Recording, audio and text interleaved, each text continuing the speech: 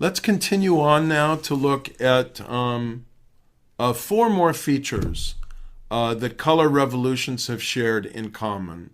Again, keep in mind, color revolutions occur in competitive authoritarian regimes to some extent or another. And so these are regimes that have more space for opposition, more pluralism than in extremely closed authoritarian regimes.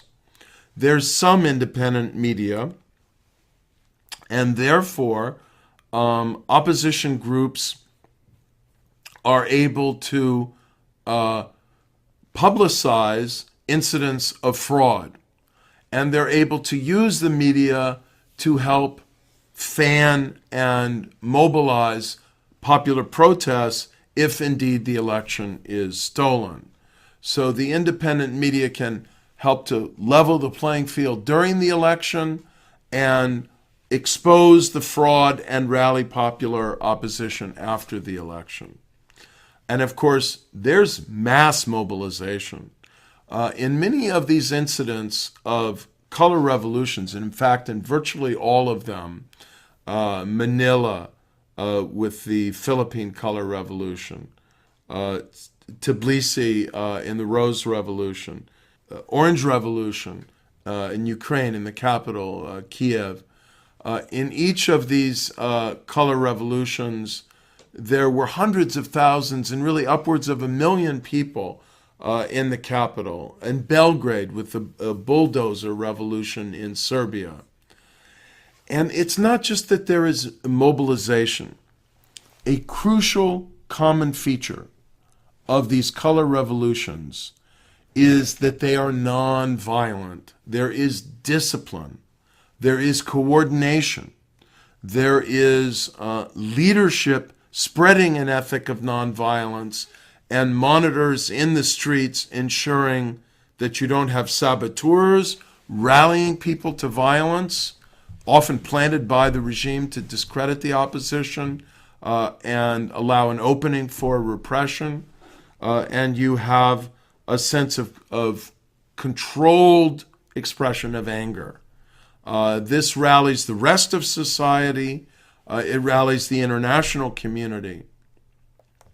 Increasingly, in these color revolutions and in all popular mobilizations that have brought down authoritarian rule, including very dramatically the January 25th revolution in Egypt that brought down the Mubarak dictatorship, what I call liberation technology, information and communication technology in the digital era, the internet, social media, the mobile phone, and the applications on it, play a crucial role in helping to mobilize opposition, mobilize people into the streets, coordinate the protests, and ensure rapid mobility of these protests. And finally, we see that in the color revolutions, things usually get to the point where the military and the police split or defect altogether. If you can have the opportunity to watch the great documentary, The Orange Revolution, you'll see how the military was there on the streets, the police were there on the streets, but they didn't crack down on the demonstrators. And the restraint of the demonstrators in all of these color revolutions, putting flowers in the rifle barrels of the security forces, helped to create a context in which the security forces came to the resolution and their officers that they couldn't fire on the people. Whereas violence, as I will explain in a moment, often drives the security forces together, unites them in a defensive position, and can bring down coercion that may actually defeat a movement for democracy that was otherwise possible to attain victory. I want to close this discussion of the color revolutions with a sobering realization. It isn't only political scientists sympathetic to democracy who have drawn the lessons of the color revolution. It is the authoritarian regimes themselves. They have studied these revolutions. They have read the literature. They are no doubt watching this lecture. And so many of the techniques and conditions of popular mobilization that have unraveled authoritarian rule have been studied and are now trying to be circumvented by authoritarian regimes that are, for example, trying to make authoritarian rule less competitive by constraining opposition political parties and shrinking media pluralism and closing down any manifestations of it.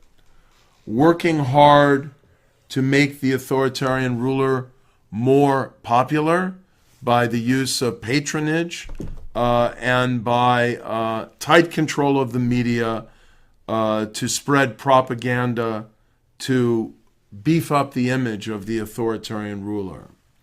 Working to divide, disempower, disrupt opposition, demoralize it, threaten it with jail, raise the costs of anybody coming forward to even think about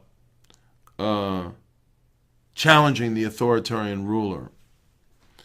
They are increasingly moving away from the conditions that would permit a parallel vote tabulation, maybe forbidding monitoring of the elections.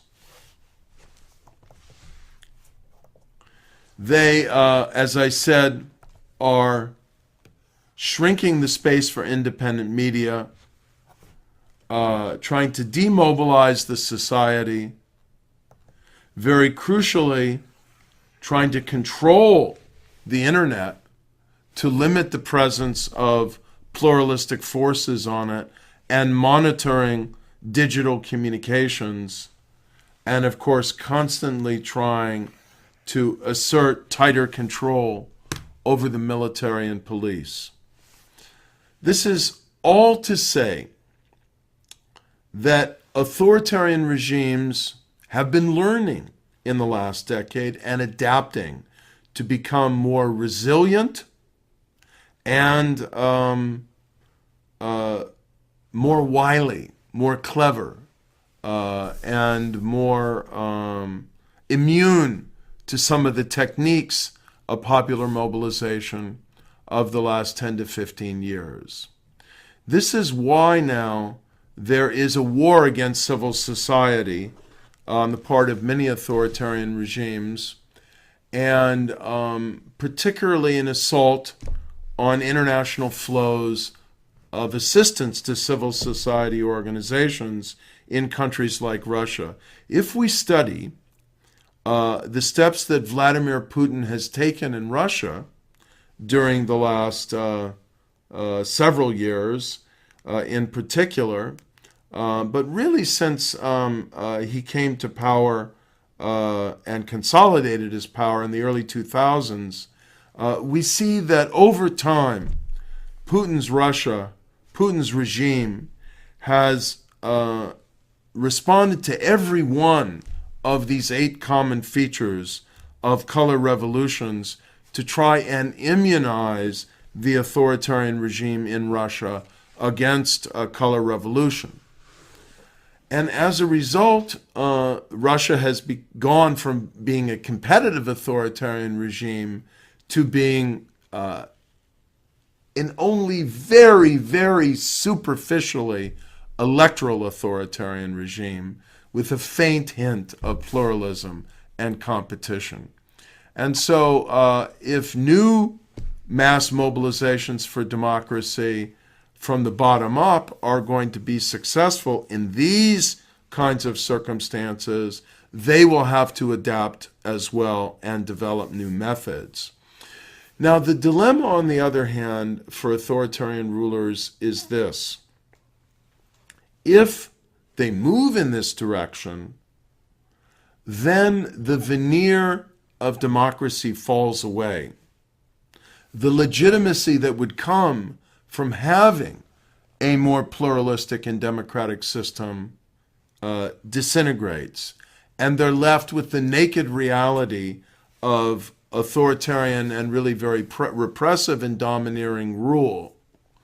And many regimes know that they can't afford to go in that direction. So, for example, in Singapore, and even more so in Malaysia, we still have today authoritarian rule under multi-party, and at least somewhat in the case of Malaysia, really significant pluralistic circumstances. By the time you're watching this lecture, Malaysia may have had an election that may even have brought about political transition in that country.